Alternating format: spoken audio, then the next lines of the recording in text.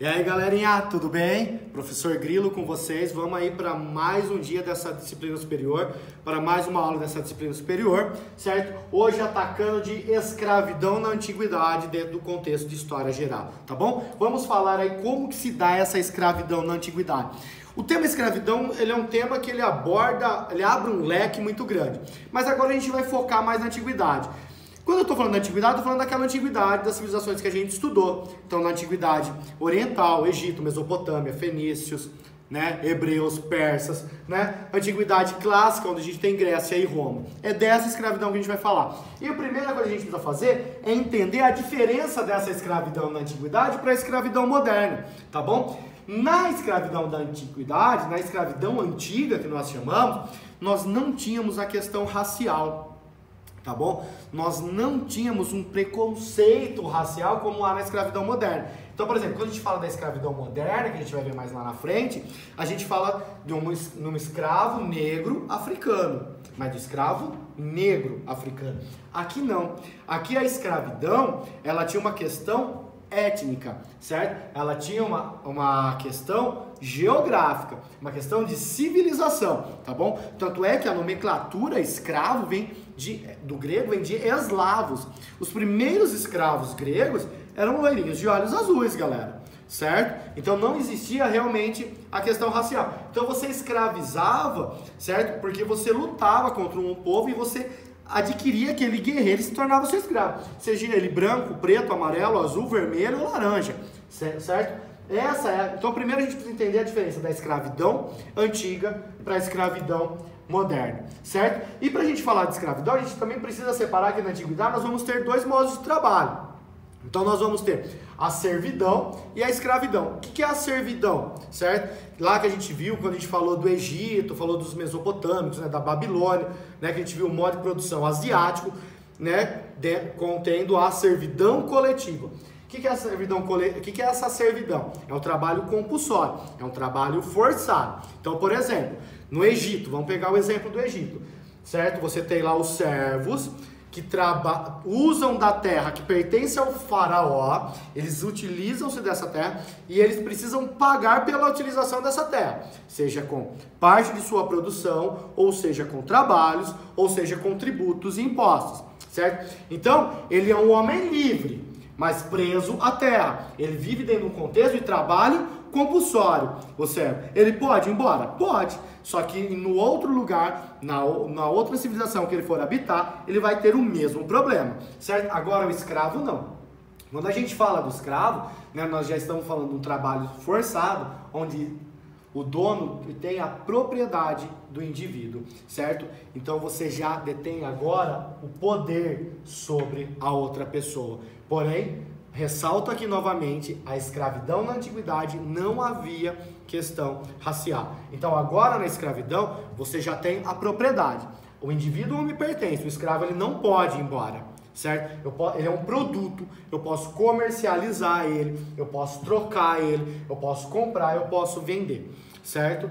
Diferente da servidão. Tudo bem? E aí vamos ver agora como surgiu a escravidão, como que ela surge na antiguidade, certo? Dentro da antiguidade nós vamos falar de Grécia e Atenas, tá bom? Nas civilizações da antiguidade oriental, como Egito, Mesopotâmia, fenícios, os babilônios, hebreus, todos eles tinham escravos, tá? Mas eles tinham um número pequeno de escravos, uma vez que o modo de produção deles era asiático, pautado na servidão coletiva. Então todas as civilizações tinham escravo, todas elas, até os hebreus tinham escravo, certo? Escravos adquiridos em guerra, né? Escravos de terras pessoas de terras que eles conquistavam, que se tornavam escravos, tá? Mas na Grécia e na Roma nós temos uma economia, uma sociedade escravista, nós temos uma economia escravista, certo? Então quando a gente se levanta, né, como surgiu a escravidão, primeiro a escravidão ela surge com a necessidade da falta de mão de obra. Então nós temos tanto Grécia como Roma,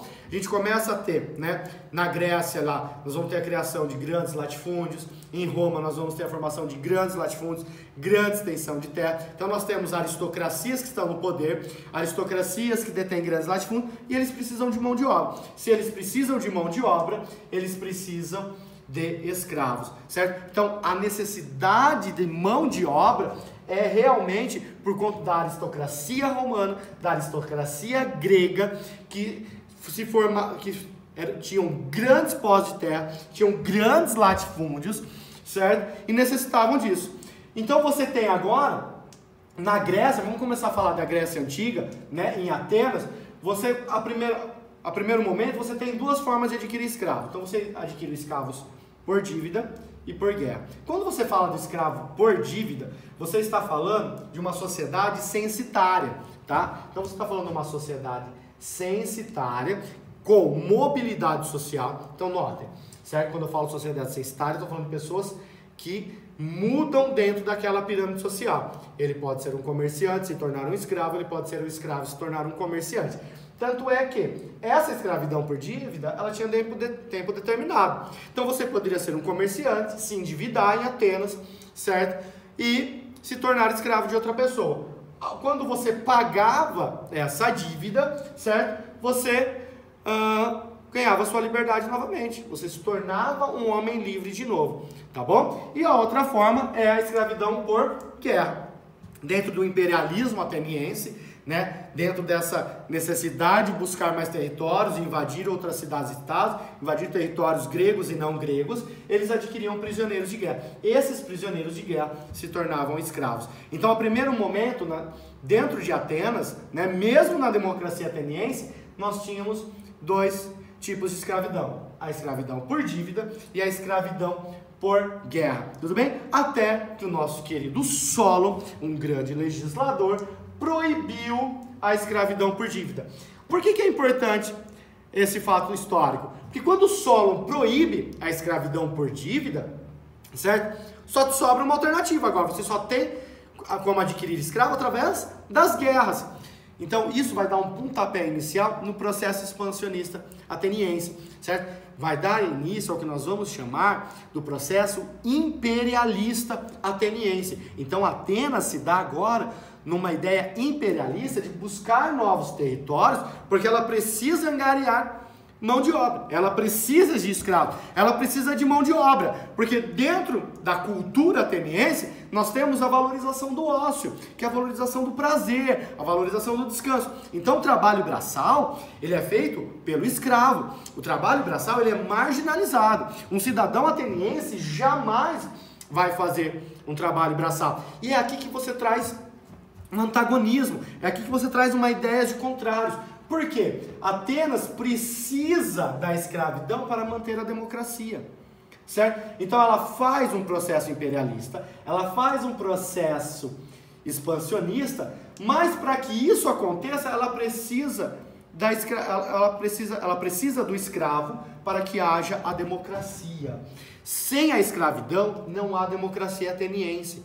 Contraditório, mas sim. Por quê? Porque o escravo trabalha para que haja tempo, para que os atenienses vão às águas discutir política, filosofia e ciência. Então, a democracia ateniense, ela tem como base a escravidão, certo? A democracia ateniense, ela é sustentada pela escravidão. A democracia ateniense só acontece por conta desse sistema escravista que se desenvolve em Atenas. E aí nós temos os tipos de escravos. Os tipos de escravos que nós temos na antiguidade, ele é um pouco diferente dos escravos que nós vemos na Idade Moderna. É um pouco diferente dos escravos que nós vemos no processo de colonização de todo o continente americano, por exemplo. Então nós vamos ter os escravos públicos, certo? Esses escravos públicos, eles ocupavam cargos públicos. Na troca dos magistrados, eles substituíam. Então eles trabalhavam em órgãos públicos, nos arquivos, nos armazéns, certo? Como militares, cuidando de arma, de arsenal. Alguns escravos eram até pedagogos, tá? O escravo aqui, ele era marginalizado por ele não ter uma participação política, tá? Mas ele ocupava alguns lugares de destaque também. É que escravidão é escravidão e a escravidão é sempre triste. E aí você tinha o escravo privado, que era também o chamado escravo urbano. Esses ficavam nas ágoras, certo? Então o escravo urbano, ele era muitas vezes comerciante. Algum deles levantavam fundos e depois até compravam a sua liberdade, tá? Tanto em Grécia como Roma isso. Perceba que eles eram protegidos, certo? Eles eram protegidos contra a violência. tá? Eles ficavam nas ágoras para serem contratados por outros gregos, por outros helenos, por outros atenienses, né? Então esse escravo, ele tinha um pouquinho mais de privilégio, por exemplo, que o escravo do campo. O escravo do campo é o que mais sofria. O escravo do campo trabalhava nos grandes latifúndios, esses já sofriam maus tratos, esses já era o que trabalhava com um trabalho mais árduo, um trabalho mais pesado. Então perceba que nos tipos de escravo, você já vê uma diferença, né, dentro de Atenas, da escravidão antiga para a escravidão moderna. E em Esparta? Esparta, quando a gente olha a divisão das classes sociais, então nós temos os esparciatas, né, que era a elite de Esparta, os periecos, né, são aqueles aqueus que foram dominados pelos esparciatas, mas não lutaram, então eles ficaram morando ali em Esparta, alguns eram comerciantes e tal, porém eles não tinham participação política, e os ilotas. Esses ilotas eram os escravos de Esparta. É que dizer que o ilota é escravo às vezes é um pouco complicado, porque o espartano, ele tinha posse, mas ele não tinha propriedade do ilota. O ilota, ele pertencia ao Estado. Então, dentro dessa concepção espartana é o seguinte, e tinha muitos ilotas. A maioria da população espartana era ilotas, certo? Que eram povos que eles iam dominando, iam conquistando, iam trazendo. Para você ter uma ideia, tinha uma média de 7 ilotas para cada espartano. Tá? Esses ilotas, eles iam fazer o trabalho forçado, eles iam fazer todo o trabalho braçal, certo? Todo o trabalho de campo. Só que em Esparta você não tem uma democracia, né? Você tem uma diarquia, você tem uma oligarquia aqui em Esparta. Esses ilotas, eles não pertenciam ao cidadão espartano, eles não pertenciam ao esparciata. O esparciata não podia vender um ilota para outro esparciata, certo? Eles pertenciam ao Estado. Então você tinha ele, você podia usar ele, você podia judiar dele, você podia colocar ele para trabalhar, você podia castigar ele, mas você não podia vender, você não tinha propriedade dele. Um exemplo, quando um espartano atingia a maioridade, né, e aí ele ia se tornar, né, um soldado espartano, a primeira coisa que ele tinha que fazer, a primeira missão dele era matar um ilota, né? Na verdade, esses ilotas sofriam muito maus tratos porque eles tinham medo até de revoltas deles, mas por serem formados em grandes números, certo? Então aqui, né, eu coloquei a definição dos ilotas, né, adquirido das conquistas, certo? E pertenciam ao Estado, tá bom? Então aqui você tem, lembrando que esses slides também estão em anexo aqui no vídeo, tá bom, galera? Que dá para vocês baixar. Então aqui é a definição do que eu expliquei para vocês, o que era o escravo em Esparta. Então o escravo em Esparta, ele era o famoso ilota. E agora vamos falar da outra civilização clássica, que é Roma, né? Roma, ela vai ter escravos também por dívida e por guerra, certo? Mas o que vai contextualizar a escravidão em Roma é a expansão territorial. Note que no mapa, olha o tamanho, né, que fica o grande Império Romano, mas esse Império Romano que já se forma dentro do contexto republicano, certo? Margeando todo aqui o mar Mediterrâneo. Então essa expansão da república, essa república imperialista, gera a expansão territorial, que gera a conquista de escravos. Escravos conquistados por guerra. Então você tem um grande número de escravos dentro do território romano. E aqui também você vai ter, então, o escravo por dívida, né, que vai conceituar a sociedade censitária, tal qual na Grécia. Você tem os escravos capturados, aqueles por guerra, dentro de todo aquele processo de expansão territorial. Os comercializados, então você buscava, né, os patrícios adquiriam esses escravos através das guerras, e aí eles faziam o que? Comercializavam. Você tinha um mercado de escravos, então esses escravos eram comercializados, certo? Como produto, certo? Eles eram também um produto, eles eram vendidos, você também tinha um mercado de escravos em Roma. E os gladiadores eram usados pelos grandes generais, pelos grandes latifundiários, certo? Que eram para diversão. Você colocava as guerras, né? As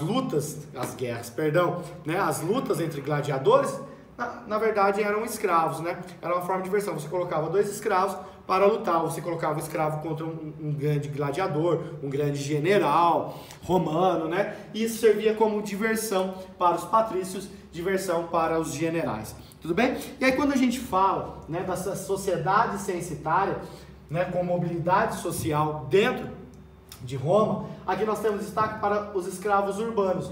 Os escravos urbanos, eles poderiam adquirir sua liberdade, certo? Lógico que era uma pequena parcela que acontecia isso, mas o escravo romano, ele era um pouco diferente de todos os outros contextos. Então, por exemplo, o escravo urbano, ele poderia se tornava um homem livre, certo? Deixa eu vir para cá, né, para pegar aqui. Então, ele comprava sua liberdade, ele já se tornava um homem livre, certo? Por quê? Porque esse escravo urbano, ele era comerciante, ele ganhava dinheiro. Muitas vezes ele tinha até um salário do próprio senhor dos escravos, tá? Ele era integrado à família do seu dono, certo? Ele virava parte da família, certo? E ainda ele se tornava cidadão romano. O romano ele tinha muito do atestar, né? Então ele era atestado como integrante da família, se tornava cidadão romano e se tornava um homem livre. O que prova essa sociedade censitária, essa mobilidade social. Tá vendo? Um escravo se tornando homem livre, certo? Ele podia comprar a sua liberdade, ele podia adquirir a sua liberdade, certo? E quando que põe-se fim à escravidão por dívidas em Roma, certo? No momento da revolta do Monte Sagrado, onde você tem uma paralisação, uma espécie de greve geral em Roma.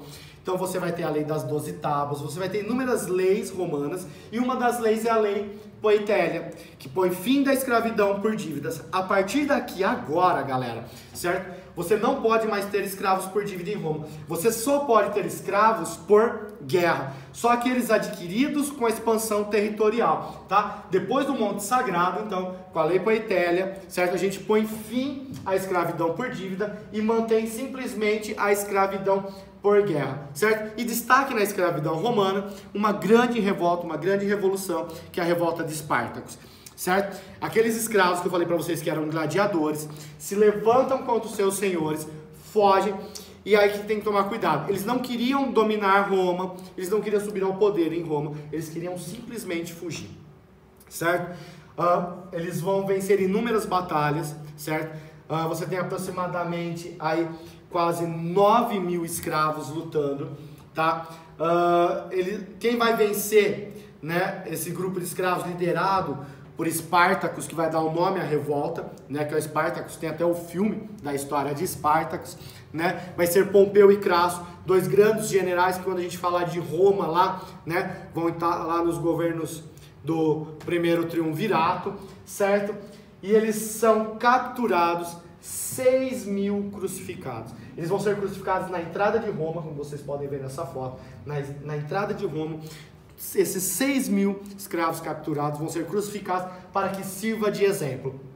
Tá bom? O governo romano, ele não deu importância ao início dessa revolta, achou que venceria fácil, mas levou mais de um ano para conseguir conter essa revolta escrava. Lembrando que eles queriam simplesmente fugir, certo, de Roma, eles não queriam conquistar Roma, tá bom? Então a gente falou um pouquinho sobre as principais características aí sobre a escravidão na antiguidade. Você tem os slides aí em anexo e você tem a apostila para acompanhar, tá bom? Um beijo do Grilo, galera, até mais, fiquem com Deus, abraço!